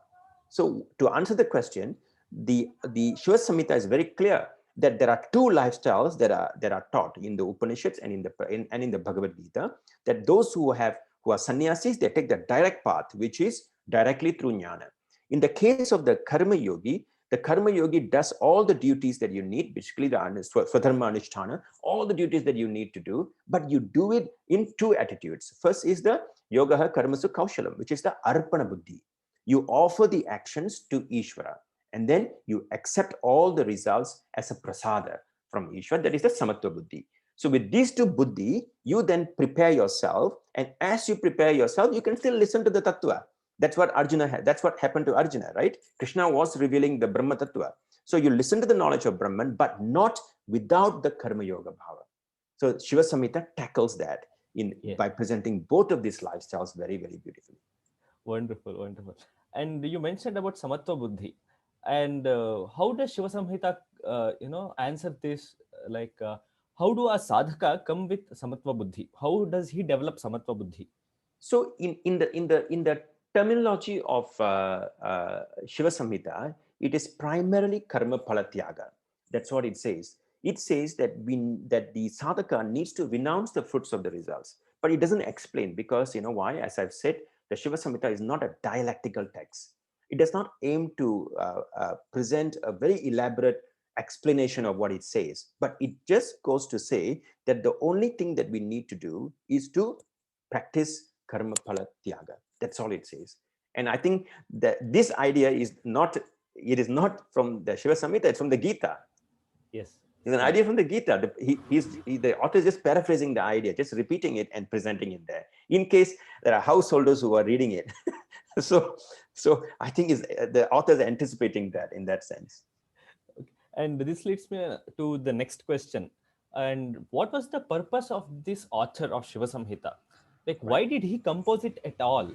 Okay, so now this is my position. I am very, very willing to be corrected, and I'm willing to change my position if there is a new insight. At this point in time, in this present moment, my position is that this text was written in about 16th century. All right, during the 16th century is the rise of the Puranic and the Hatha Yoga movements are all emerging. You can see that, right? The Bhakti movements are emerging. The Hatha Yoga is now, because Hatha Yoga's history is not very ancient. It only starts about 9th to 11th century. Before that, there is no real Hatha Yoga. We don't have evidence for that. We only see the tradition coming up after the 10th to 11th century. So by the time it's growing, it's evolving. Now, so I believe, is my opinion here, not a fact, that the author is now witnessing in the environment that he is in with all of these traditions emerging. The tantric tradition, the temple traditions are not entirely Vedic, although they're not antagonistic to the Vedic tradition, but they're more agamic and tantric. So all of that is happening in India. In that maybe environment, the author is now bringing all of these traditions that he is seeing in the environment and bringing them together, possibly in a text called Shiva Samhita. Now, the other way to look at it is maybe the Advaita Vedanta component is another oral tradition that is already there, because not everything has been written in manuscripts, and there could be tantras that are available. Maybe the author decided to just bring them together. But you know what's the funny thing? I think the intention of his to bring this together to make sense may not be very successful. May not have been very successful in that sense, because you know why? Let me tell you another one. Because the purpose of samanvaya, right, which is very important, which is a very important responsibility given not to the shastra, it is given to the teacher. The samanvaya is to be done by the acharya. So by writing the Shiva Samhita, the burden of samanvaya is not on the text. The burden of samanvaya is left to the teacher who is unfolding the text. Therefore, appealing to the traditional method that this Shiva Samhita should be studied with the teacher. Correct. Right. So it's very beautiful in that sense. So the confusion is perhaps a blessing. Right. Yes. The confusion and the contradiction and the unsuccessful attempt perhaps is very good, because it then tells the seeker then that, hey, look for the teacher to do the samanvaya. You should not do this on your own. And that too, do not discard the text, because it is a text, right? Yeah, thank you. And you mentioned that there is not much influence of Patanjala yoga in this. And what is the reason for that? Or for Oh. example, any previous Patanjala bhashyas or anything like that? Okay, so we see that, you see, that to start with, we know that the Patanjala yoga is Dvaita, right? It is dual. It's a dualistic, what I call darshana. That depends also on Sankhya, which is also dualistic, because for those of you who may not be familiar with this, Patanjali yoga subscribes to two realities, two eternal realities, Purusha and Prakriti. So Purusha, meaning that being, is different from Prakriti. But that influence, this dualism is usually not found in the Hatha Yoga, because Hatha Yoga is also a little more Advaita oriented, but it's a different type of Advaita, but yet it's Advaita oriented, non-dual. And you also don't find Patanjali Yoga influence very much in Advaita Vedanta literature. All right. Of course, you see that coming in terms of the terms in Jivan Mukti Viveka, you find it. And then you may find in some other texts, like even Gudartha Deepika of Swami Madhusudan Saraswati, also there you find some appearance of Patanjali Yoga, but you do not find it ever in Shankara Bhashyam. You don't see. But Shankara admits yoga as a discipline, but he doesn't subscribe to Patanjali Yoga in that sense, right? That is very clear. So because Patanjali Yoga is a dualistic approach, and this whole Shiva Samhita approaches in a non-dualistic approach, there is no place. That's number one. Number two, there is also some theory that Patanjali Yoga may not have been very popular compared to Hatha Yoga. Because if you look at Patanjali Yoga works, commentaries, there are only very few. We have Vyasa Bhashyam, then we have Vijnana Bhikshu's Bhashyam, right? We have that as very popular Bhashyam. And then we have also the Shankara Vivarana, right? Which is attributed to Shankara, although people say that it is not from Shankara. I agree to that. I agree with that. It is not from Shankara. So we don't have that much of what I call popularity with regard to Patanjali Yoga compared to Hatha Yoga, because Hatha Yoga is more popular. There are more Shastras. There are many Hatha Yoga Shastras. So that could be also the reason, the lack of popularity with regard to Patanjali Yoga that we in the medieval times. I think we have to acknowledge the popularity of Patanjali Yoga to Swami Vivekananda as well. Because if he had not written Raja Yoga, the text, Yes. I think many people may not have come to know about Patanjali Yoga. Yes, indeed, correct. Given your statements, maybe we can place the author of this work towards 15th to 16th century, maybe, correct? Definitely, we can say it's a Because post. he already Yeah. knows Panchadashi and so many other texts. Exactly, you're right. That's the reason. Yeah, we can certainly say the dating should be 15th to 16th century and post. Yeah. Okay. And does the Shiva Samhita recognizes the Ajativada of and find a place in Shiva Samhita? Does the Uh, Ajativada find a place there? the Ajatavada is not direct, but it uses one term. Like, because Ajatavada is also in the same tone of Asparsha Yoga, right? Asparsha Yoga. So the only closest reference that you find in that sense is the term Asam Lagna it uses. It uses the word Asam Lagna, meaning that it is no way connected. There's no contact, right? That's the only thing it says. But it doesn't propose an Ajativada in that sense. But instead, it appears to propose Drishti Srishtivada Okay. instead of the Srishti Drishtivada. Because you know why? Because if you look at the opening verse, the burden of duality, the diversity is not outside. It somehow presents that burden that I'm seeing this problem is because of myself. So I need to shift my drishti. All right. So it seems to allude to that, drishti srishti vada, but it's not very clear because it doesn't seem to present a vada per se. Okay. Thank you. And how is the levels of reality seen in Shiva Samhita? The four levels of reality that the Upanishads proclaim: the Sat, Paramartha Satya, and Vyavaharika Satta and so on? And also, how about Swapna, Sushupti, and Echara Avastha?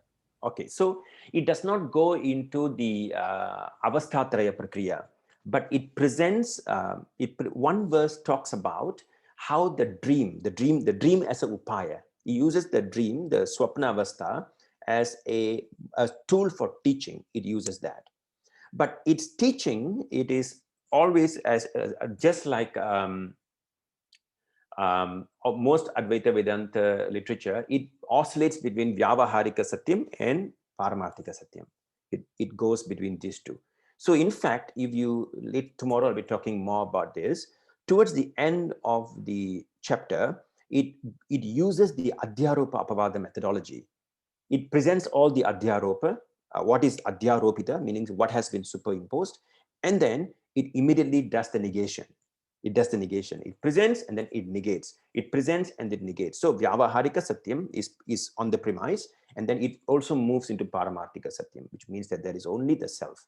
And that idea is always there.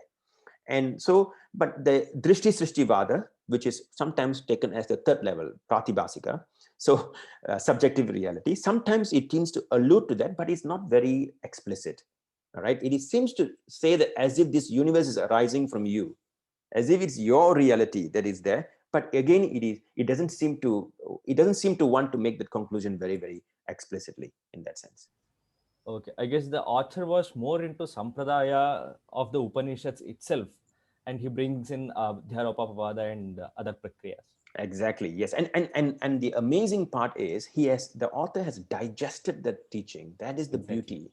Instead of just quoting the verses, the author has digested it, and as if he has understood this. I mean, I'm certain that the author has understood what this tatparya of this whole prasthanatraya and mukti lakshana, and then now he's presenting it in his own words.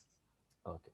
And what is the place of Jivan Mukti in this particular text? Does he proclaim Jivan Mukti here and now, or is it somewhere else that he has to go Now, and get the mukti? so tomorrow I'll be sharing this more about this. He demolishes the whole idea of going to heaven, completely demolishes it. So in fact, he says, although heaven provides sukha, but actually it is dukkha. And he gives an argument for that as well. Very, very nicely stated.